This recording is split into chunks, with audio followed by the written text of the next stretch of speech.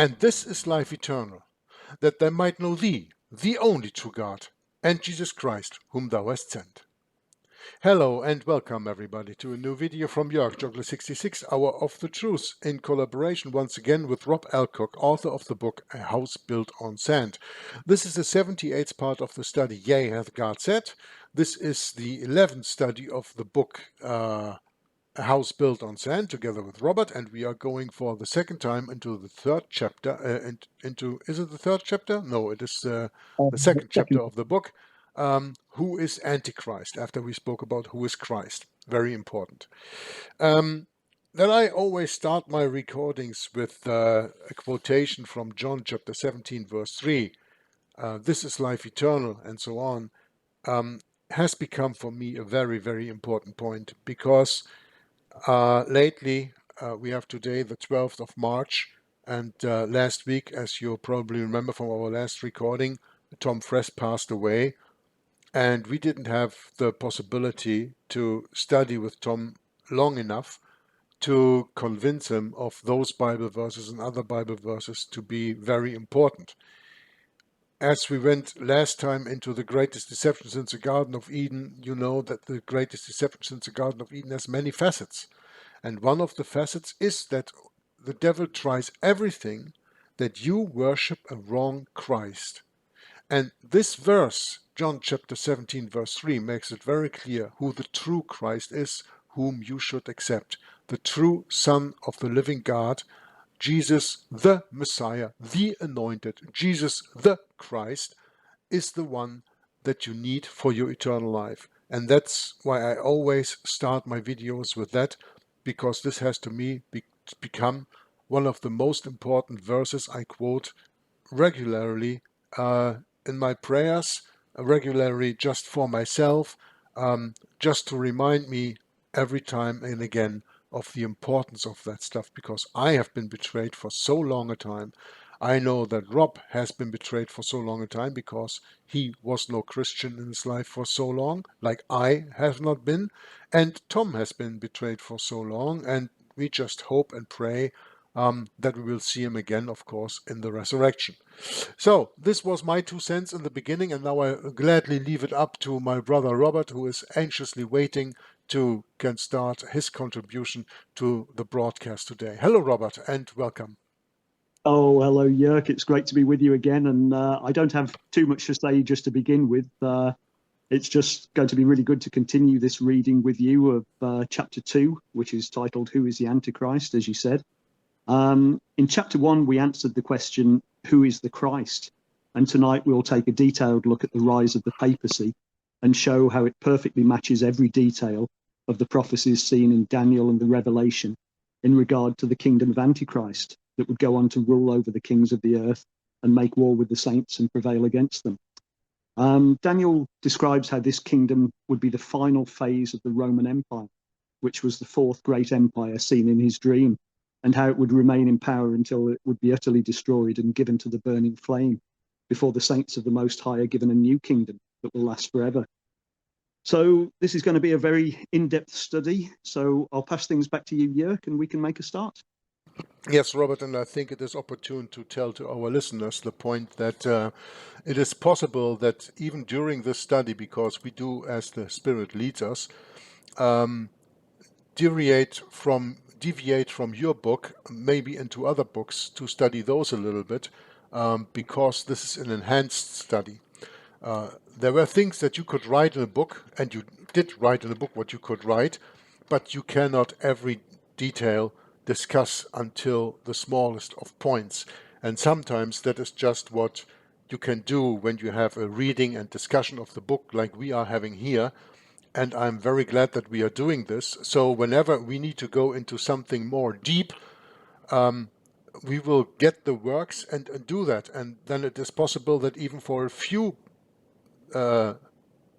recordings successively, we are not going into the book of Robert, but we are going into other books. maybe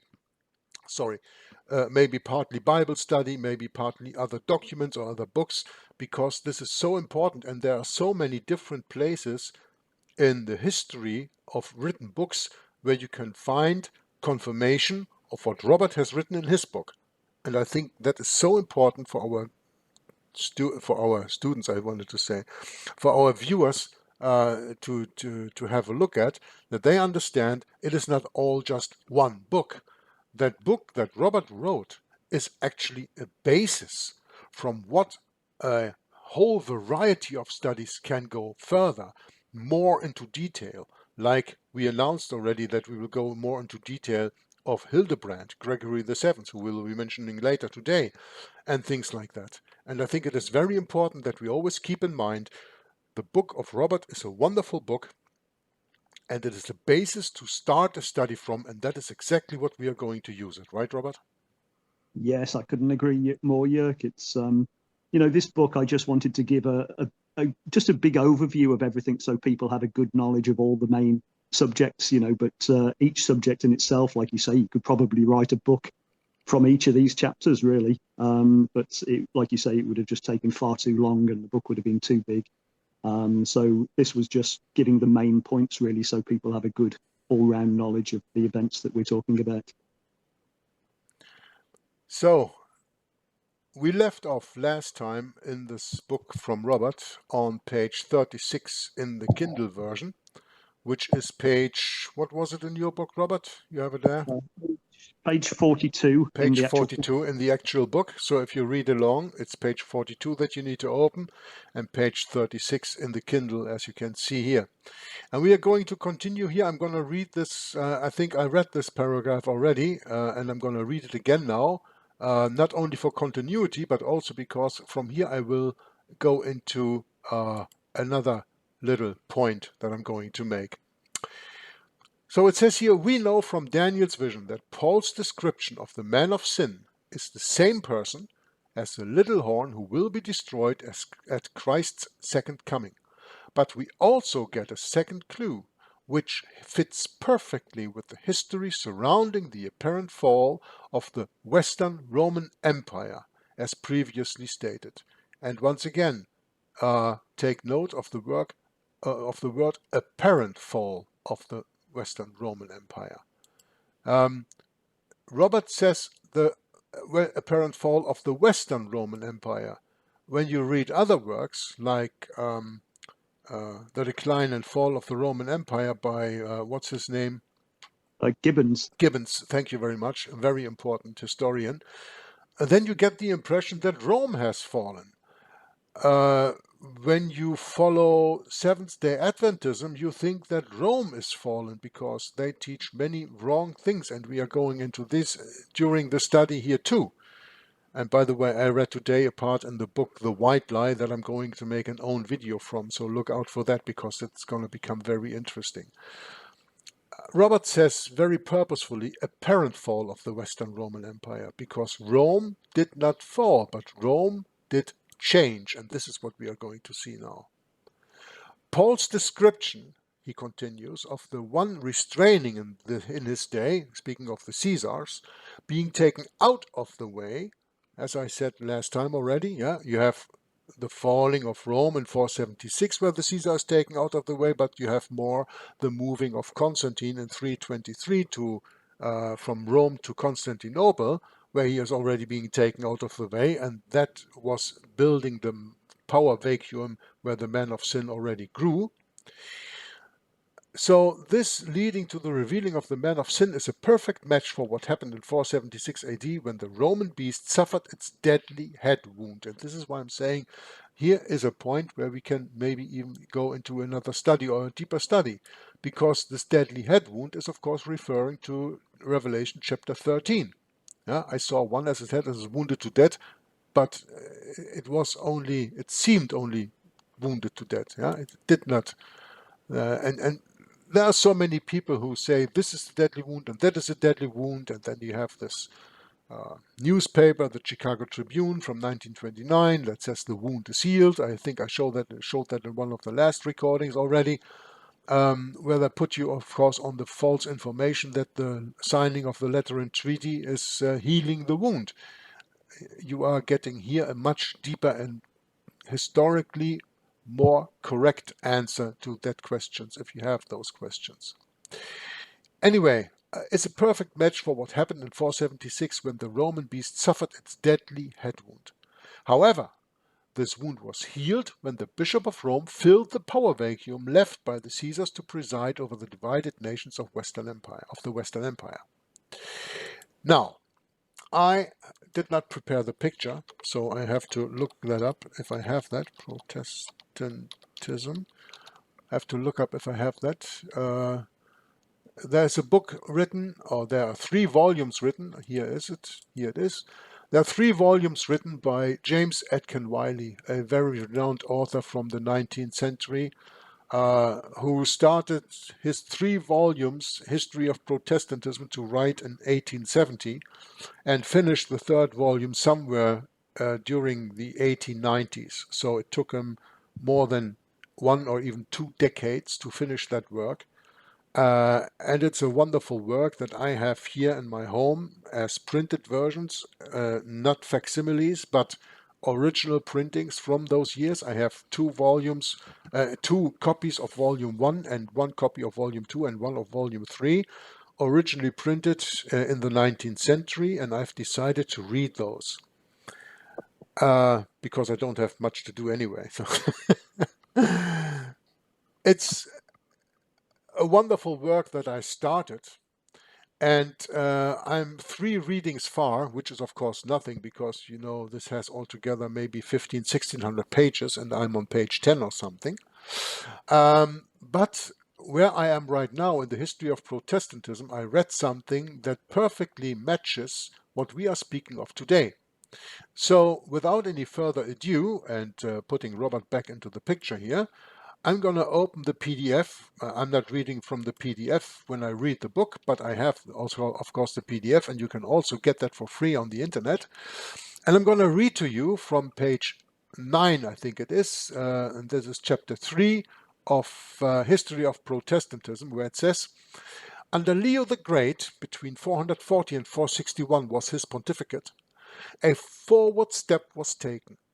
The Church of Rome assumed the form and exercised the sway of an ecclesiastical principality, while her head, in virtue of an imperial manifesto that was decreed in 445 by Valentinian III, mind you, the Roman emperor who ruled from Constantinople at that time, which recognized the Bishop of Rome as supreme over the Western Church, affected the authority and pomp of a spiritual sovereign. Now, all the text that leads up to this is very interesting, but therefore you can follow my reading on History of Protestantism, which will all be published on my main channel, where these videos here are also published. So just stay true to the channel and you will not miss a thing. But very important, I think, is that we here get the notion that the Bishop of Rome, called Leo the Great, who had his pontificate between 440 and 461, got by an imperial manifesto of Valentinian III the quote-unquote authority of over all the other bishops of the Western Church, not speaking of the Eastern Church, but of the Western Church. So this is a confirmation of what we just read in Robert's book, remind you, where it said that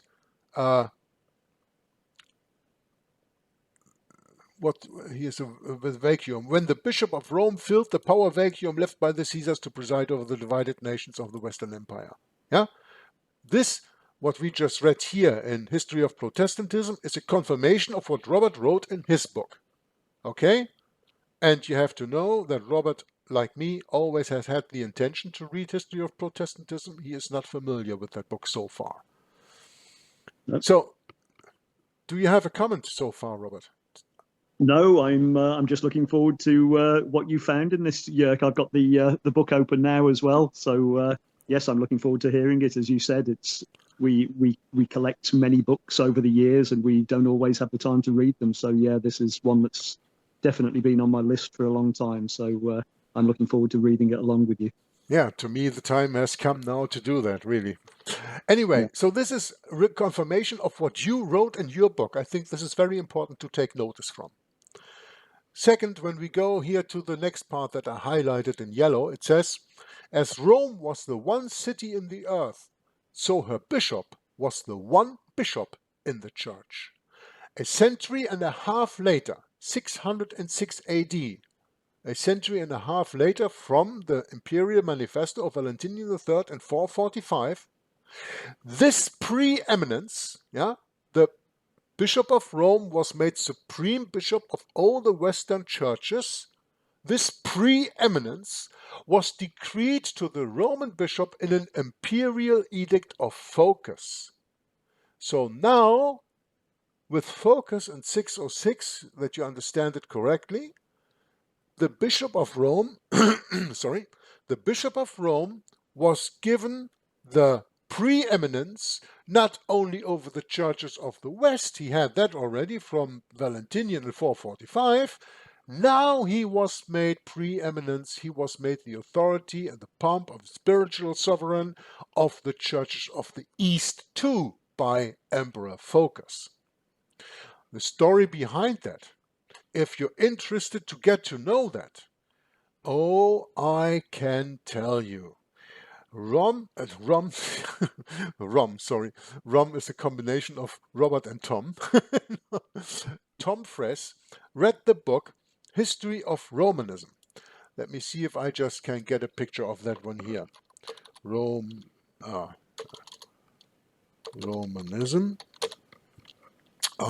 That's this book here. By John Dowling, that is published, I think, about the time of 1845. A very important book. Tom didn't finish the book. That's another case, but I upload that book on my Joggler's War and This Info channel. And Tom goes into very deep detail, as is described by John Dowling in his book, History of Romanism, of the time between Valentinian III and surely Phocas in 606 and his predecessor Mauritius. And the Bishop of Rome at that time was 490 was not Leo, was Gregory, what was the name of the Pope at that time? I thought it was Leo, but Leo the Great is here 440, 461. I actually have to look that up. Just give me a second. I don't have all the dates in my head. Pope 607. Oh, no, 590 AD. Gregory the First, that was. Yeah, I knew it was the first. So it was Gregory the First. Right. You have many Gregories, right? Until the 16th or something in the 19th century. But it is now we have here Leo the Great, and for the moment we have Leo the 14th, right? Isn't that Leo the 14th? I think it is, yes. Yeah, Leo the 13th we had at the end of the 19th century. He was a successor of Pius IX, Leo the 13th, and now we have Leo the 14th. So here you have Leo the Great, which is Leo the First, 440, 461, and we have Gregory the First being the last bishop of Rome. And then the first pope comes after that. That's something that we will see directly. But what is the important point is that you see here that in the 160 years passing between 445, when the Bishop of Rome was given the Imperial Manifesto of Valentinian III, then he rose in that power, and that power is very perfectly described in the History of Romanism by John Dowling, which Tom reads on my Joggler's War and This Info channel. So avail yourself of that book that you can get for free on the internet as a PDF, of course, or the reading of Tom. And you can fill in the gaps, because to see how this focus got to power is very interesting to study. So here we have now, and we are going from one book into another already. Here you have now History of Romanism and History of Protestantism talking about the same things. Now, let's go back to History of Protestantism. I want to continue on the bottom of the page. It says here, The canons of councils, as recorded in Hardwin is a historian, show a stream of decisions from Pope Celestine in the middle of the 5th century to Pope Boniface II in the middle of the 6th, claiming, directly or indirectly, this august prerogative. Yeah? I hope that sinks in.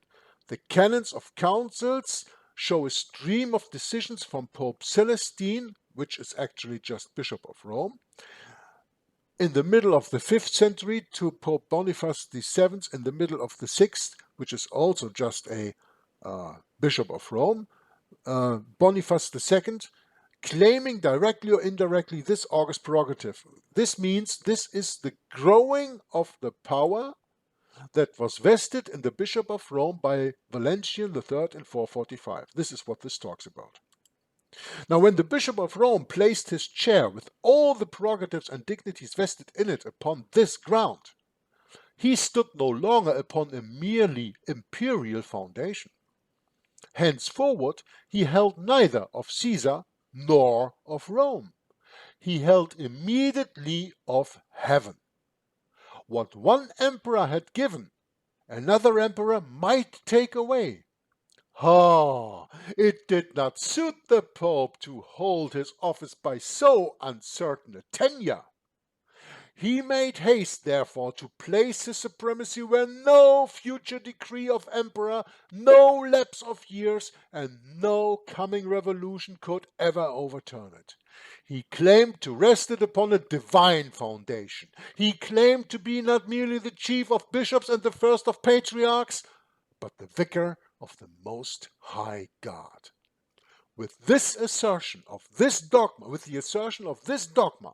the system of the papacy was completed essentially and doctrinally, but not as yet practically. This is a most important sentence. With the assertion of this dogma, that he claims to rest on a divine foundation, and that he is the vicar of the Most High God, the papacy completed essentially and doctrinally its dogma, but not practically. What happened practically comes again more than 400 years later.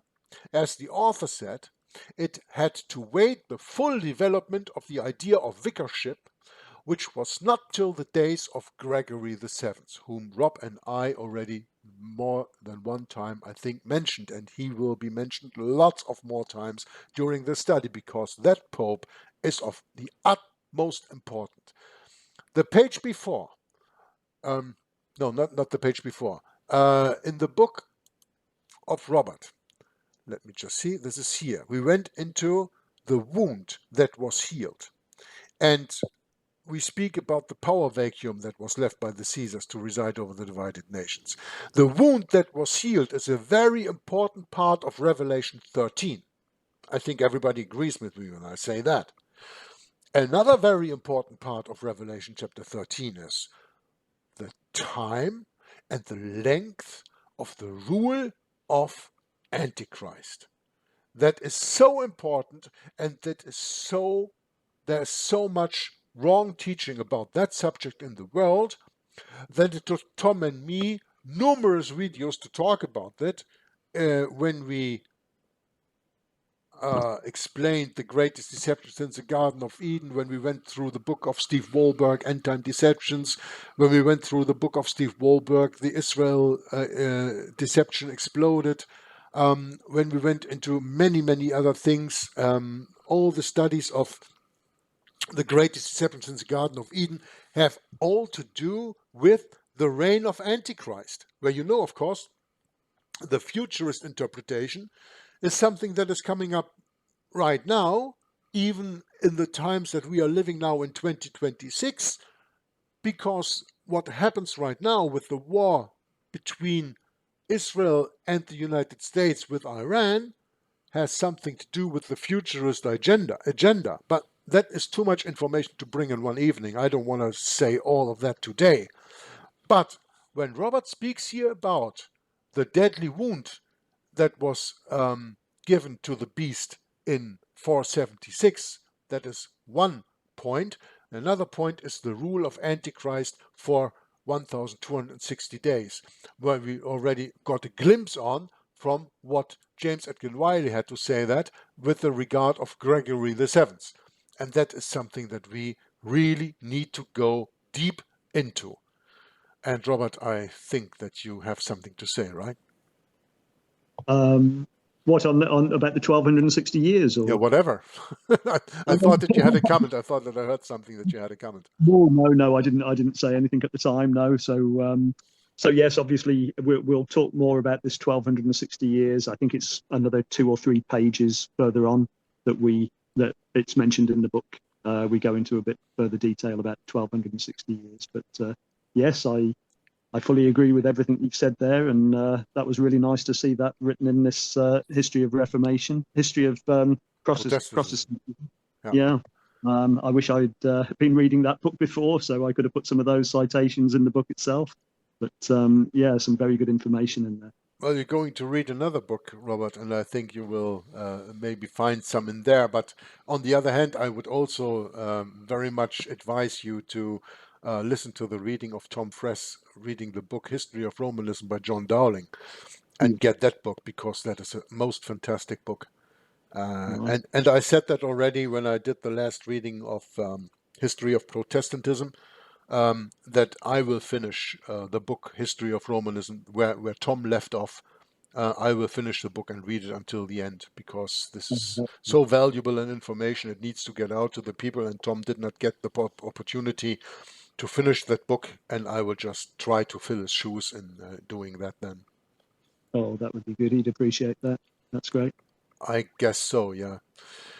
Because otherwise, we would have done it together, because there were plans of us of reading books together. Again, we did read books together, but then it would have been that would have come to my mind. I already asked him earlier, that's some years ago, that you don't probably know that, to read Romanism and the Reformation. He did that. He did read Romanism and the Reformation on First Amendment Radio, but he also did read Romanism and the Reformation with on Babylon radio, something there with Walt Stickle in the time, every night. That's about the time when I got to know Tom. But he was interrupted and he didn't finish that book there.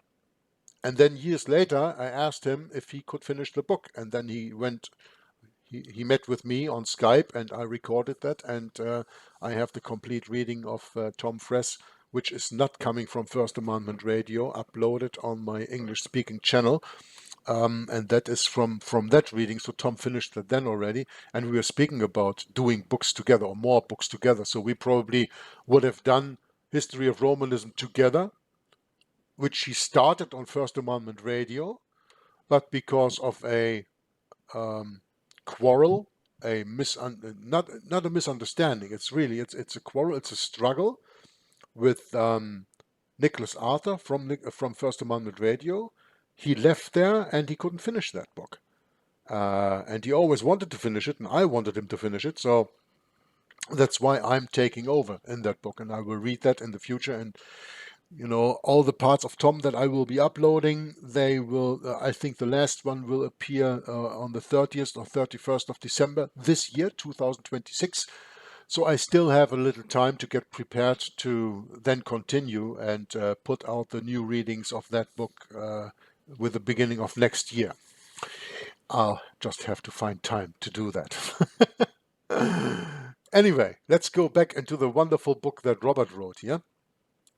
And Robert, whenever you have a comment or you want to say something, please just interrupt me, okay? Okay, I think I might have something after the next paragraph, probably. So. Good. This new little horn, the author says, or so Robert says, this new little horn now grew among the 10 and would go on to pluck up 3 of them by the roots before reaching full power. Not long after the healing of the head wound to the Roman beast, we see that, quote, he was given a mouth speaking great things and blasphemies, and power was given unto him to continue 42 months. which is the equivalent of 1260 or 1203 score years, as we can read in Revelation chapter 13, verse 5. In 607 AD, the Roman Emperor Phocas, who ruled from Constantinople, made Boniface III, the Bishop of Rome, the last bishop, and he made him then the first Pope of Rome. Now, how does Phocas make Boniface III the last bishop?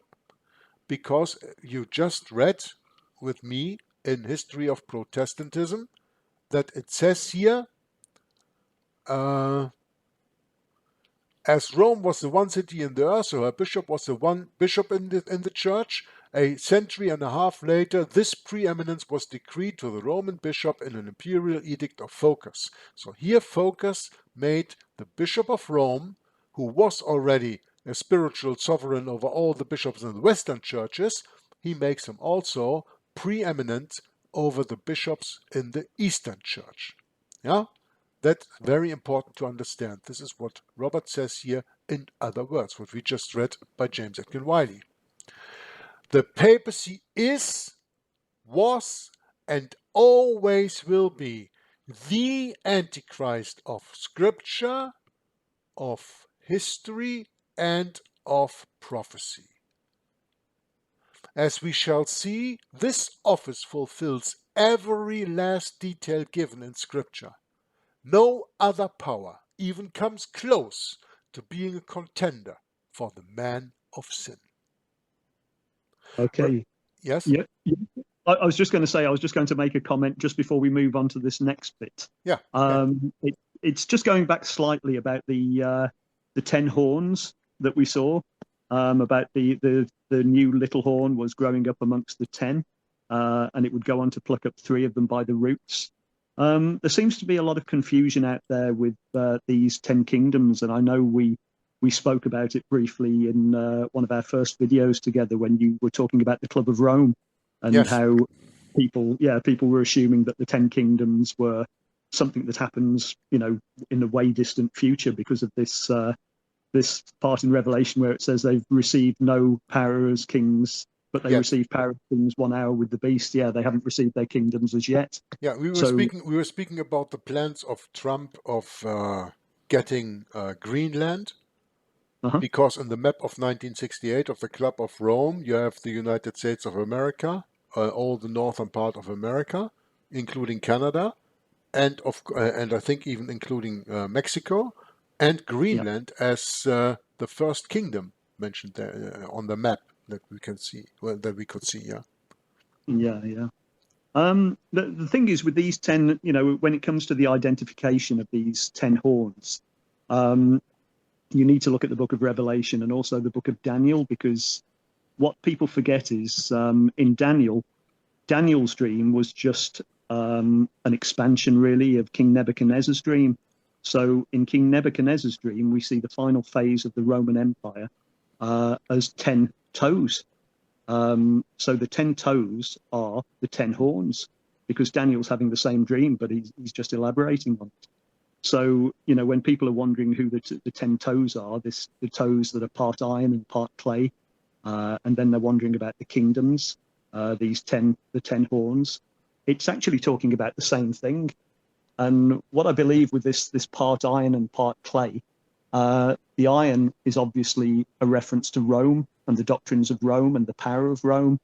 So it's talking about these nations, the fact that they're partly influenced by the power of Rome and the doctrines of Rome. So part of these 10 kingdoms actually go along with Rome, and there are other parts that don't. And this is why we saw 3 of these horns or toes plucked up by the roots, because they never fully merged together. They didn't cleave together, because there were people within the Western Roman Empire, within these 10 kingdoms, that would never follow the doctrines of Rome. We can call them Protestants for want of a better word, because they didn't agree with the Pope and what he taught.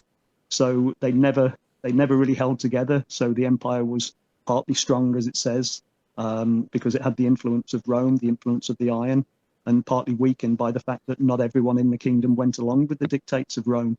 So these three horns that were plucked up by the roots, they were, we've looked back at these and we've seen that they were actually Aryan nations. They were people who didn't believe in the doctrine of the Trinity, and the Pope wanted to get rid of them because they absolutely wouldn't follow the dictates of Rome.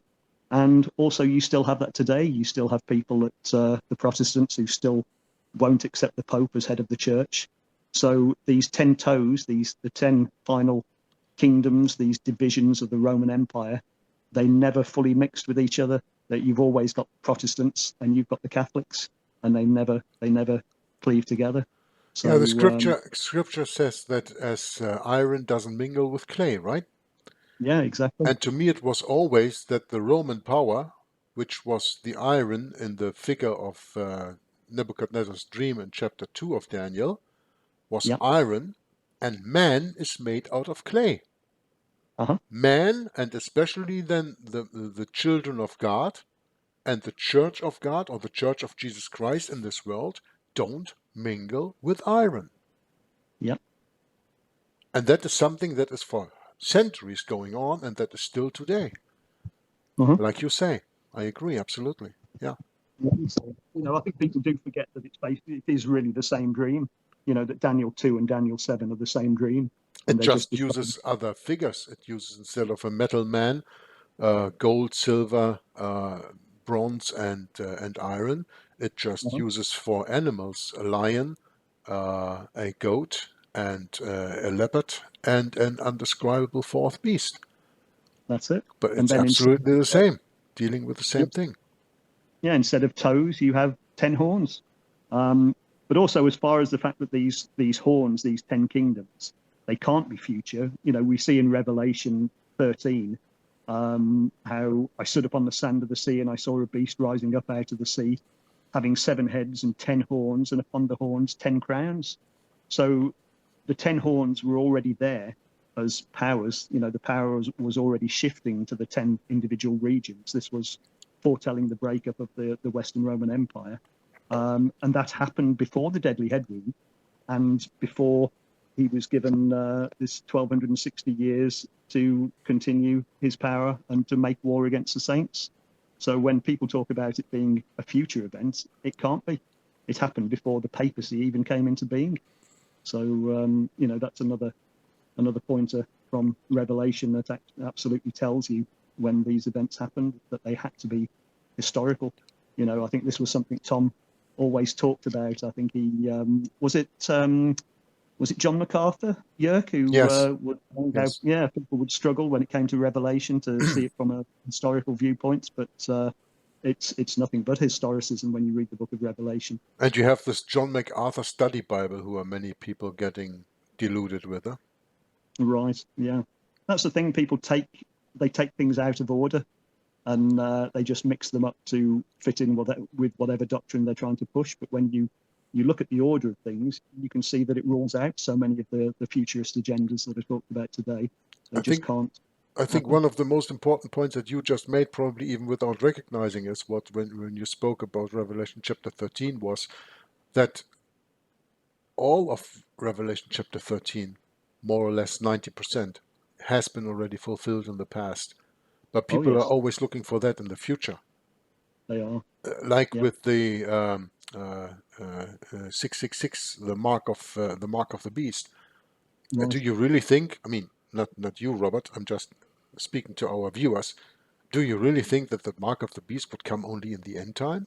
And all the martyrs and saints of Jesus who have lost their lives during the last centuries have never had the mark of the beast or were never confronted with the mark of the beast? This is just too incredible, but that's kind of futurism that flows into the interpretation of chapter 13 of Revelation.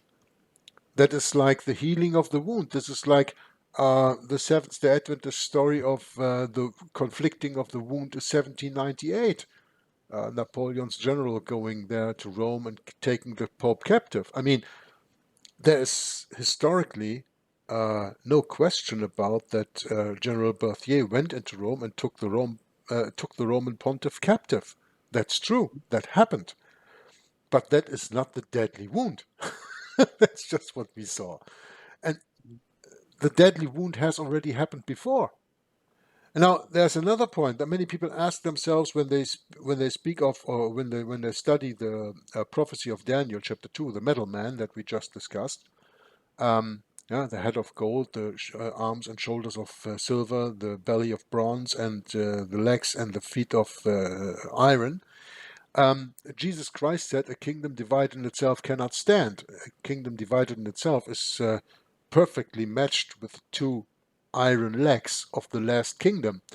And if you ask me, those two legs are the Eastern and the Western Church. Because up to today, the Eastern Church does not submit to the power of the Western Church. You have what we just read in the book. You have Emperor Phocas making the first Pope, Boniface II, I think it was, the Bishop of Rome, making him the last Bishop of Rome and the first Pope, actually. And then you have that schism in 1054 between the Eastern and the Western Church.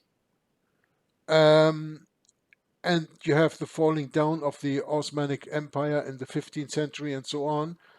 But still today, the Eastern Church is not clinging to the authority of the Western Church. Therefore, for example, you have had the Marian apparitions, if I can call them that, in 1917 in Fatima, with the three messages, where one message was that the Eastern Church needs to submit to the authority of the Western Church, or many, many lives will be lost.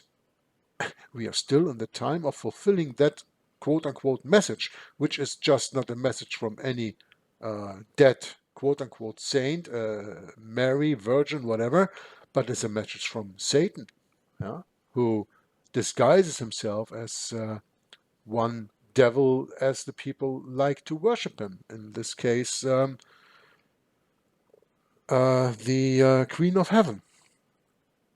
Those are all things that you have to take into consideration, and this is maybe for the moment a lot of information, but the further we go in the book and the study of this book, I can tell you, the clearer will that vision be, and that not that vision, but that understanding be of these different visions and of these different books, whether it's Daniel or it's Revelation, whether it's A House Built on Sand or History of Protestantism or History of Romanism.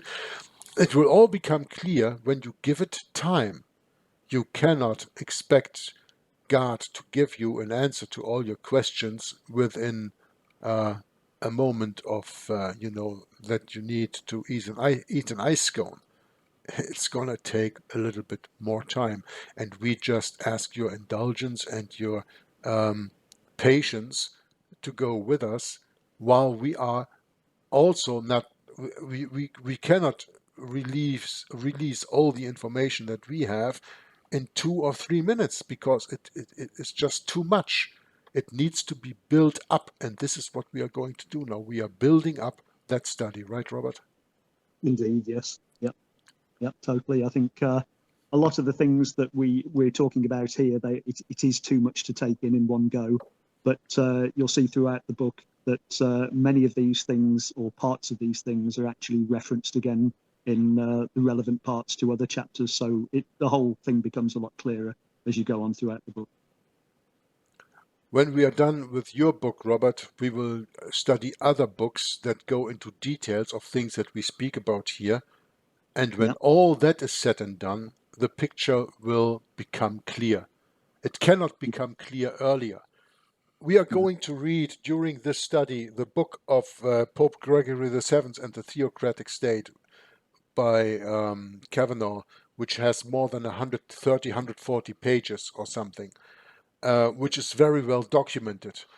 And this book needs to be read and needs to be studied in our study here, and it will make the points that we are making here already now not only clear, but it will cement the facts that we are talking about, because we are dealing with facts here. We are no conspiracy theorists or whatever. We deal with facts, and we give you the documentation where the historical facts are manifested so that you can look it up for yourself. But it takes a few books. We can speak now about Gregory the Seventh, and we will probably speak about Gregory the Seventh again in a year and a half from here, because it is such an important person and he has done so much in his life. He was not only Pope. I think most people do not even understand that he was the biggest power behind 4 popes preceding him. It's never ever talked anywhere. But very, very important.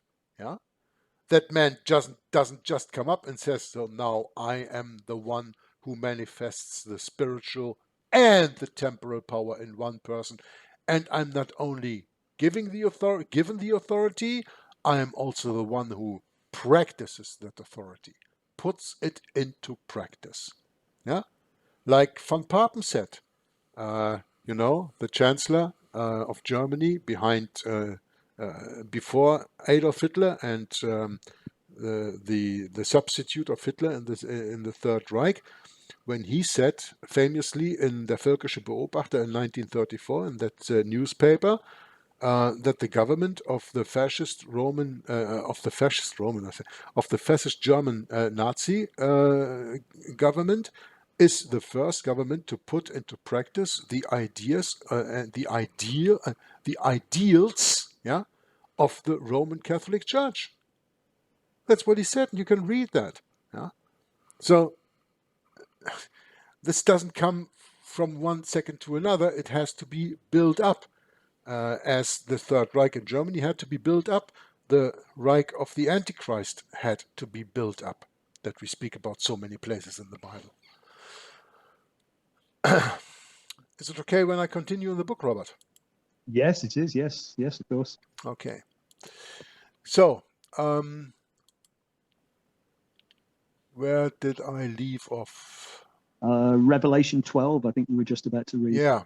Revelation 12 describes a great red dragon having 7 heads and 10 horns and 7 crowns upon its head.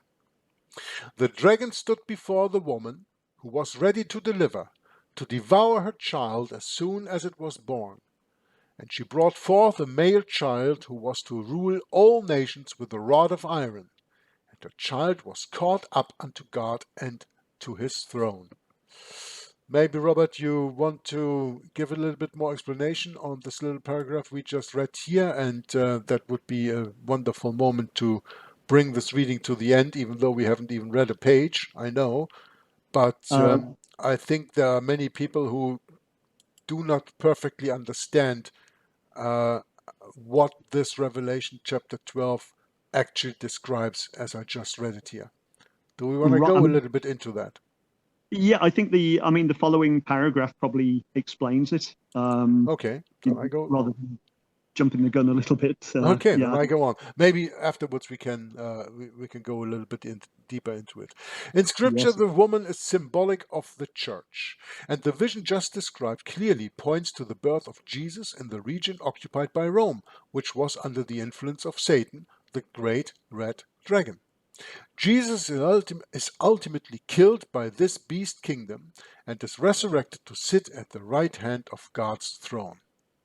Here, Rome is diverse from all the other beasts as it is a combination of them, having retained features of all the previous kingdoms, which is why it is seen to have 7 heads.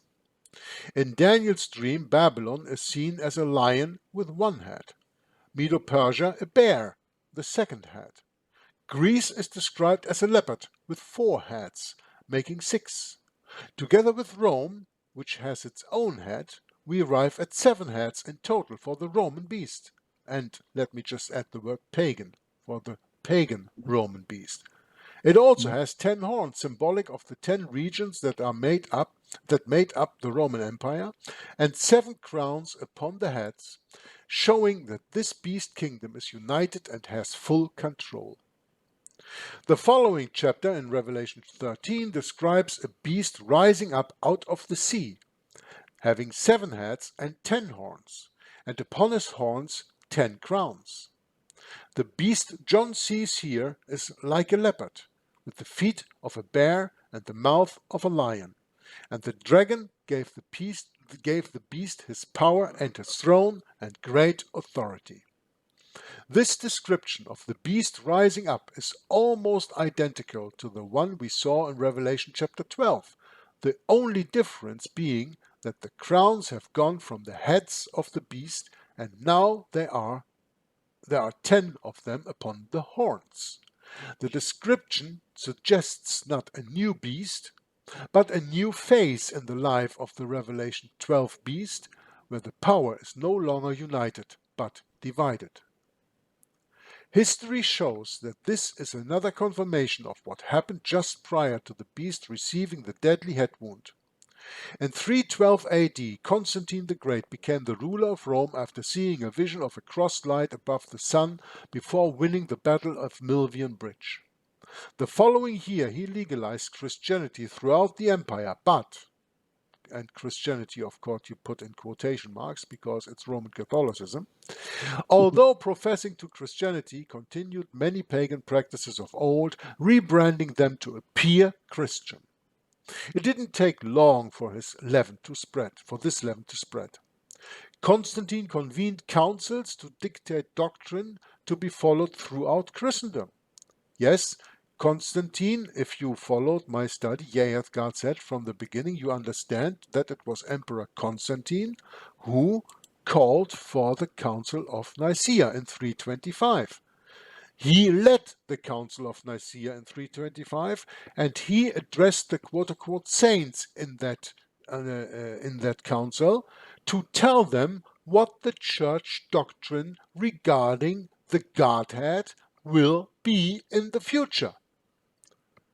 Constantine convened councils, especially the Council of Nicaea, to dictate doctrine to be followed throughout Christendom. It was under Constantine that the false doctrine of the Trinity was agreed upon.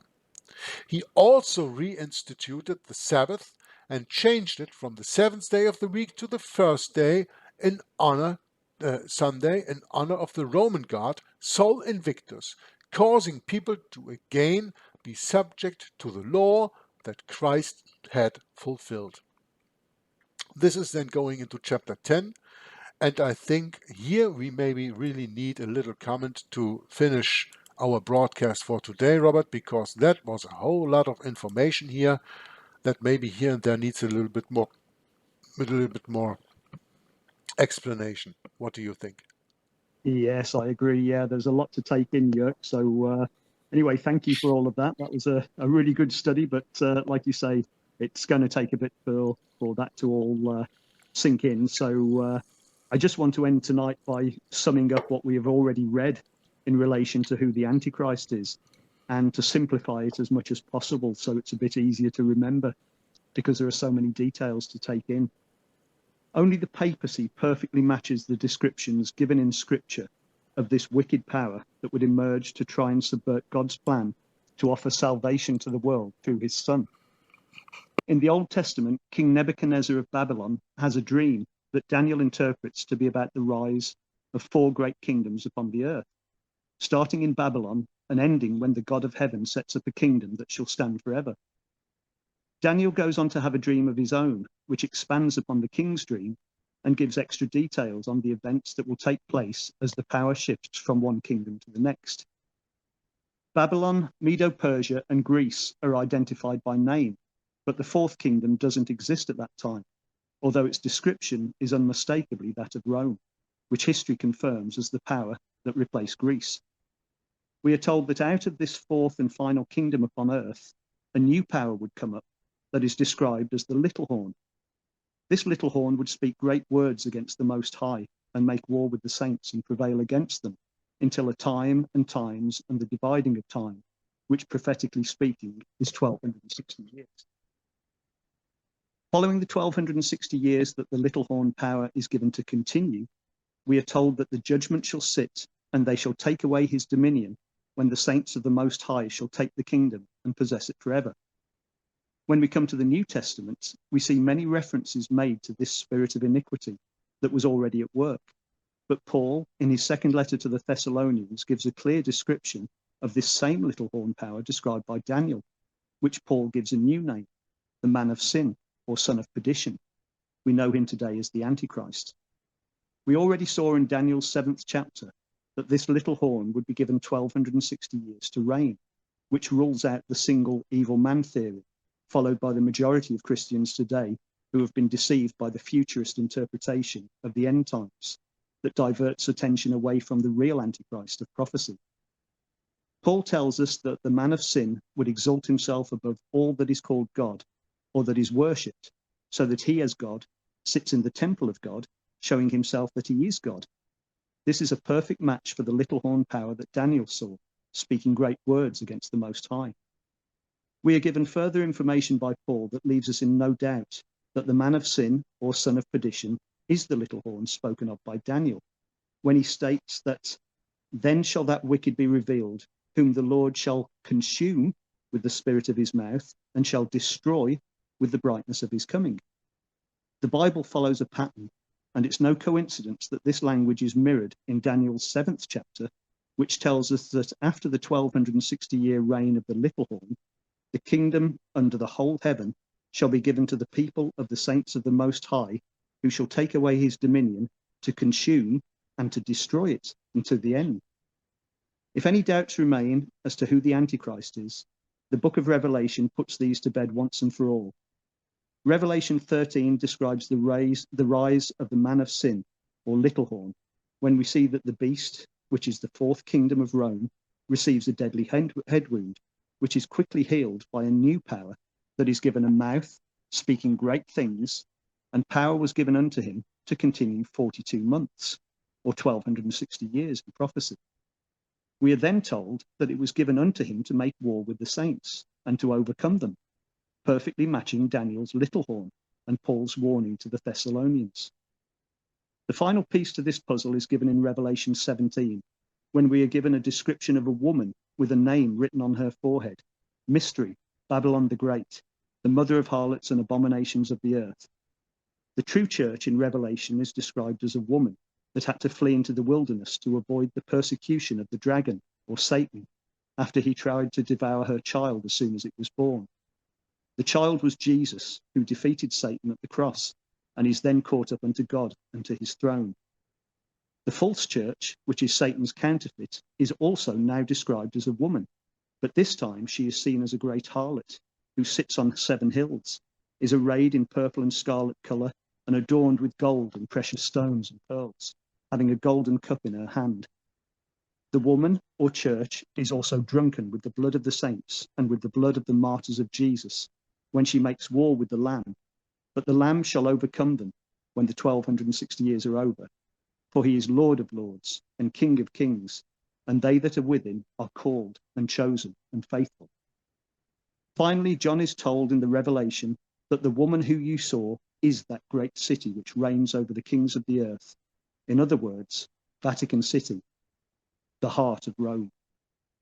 Daniel, Paul, and John perfectly describe just one power that will remain until the return of Christ with the saints, when he sets up his kingdom that will last forever. These men spoke of a power that would rise out of the Roman Empire, which would also be a church, that would go on to speak great words against the Most High, even to the point of seeing itself as God. It would make war with the saints and become drunken with power after shedding the blood of millions of martyrs of Jesus. It would also rule over the kings of the earth. There can be absolutely no doubt that the Roman Catholic Church, the papacy, is the little horn, man of sin, Antichrist power, and it will remain so until Christ returns. So until next time, thanks for watching, and I would recommend that you listen to this overview again and then read Daniel chapter 2 and 7, followed by 2 Thessalonians chapter 2, and finally Revelation chapters 12, 13, and 17, to see how Scripture gives 3 matching witnesses that all combine to tell us who is the Antichrist.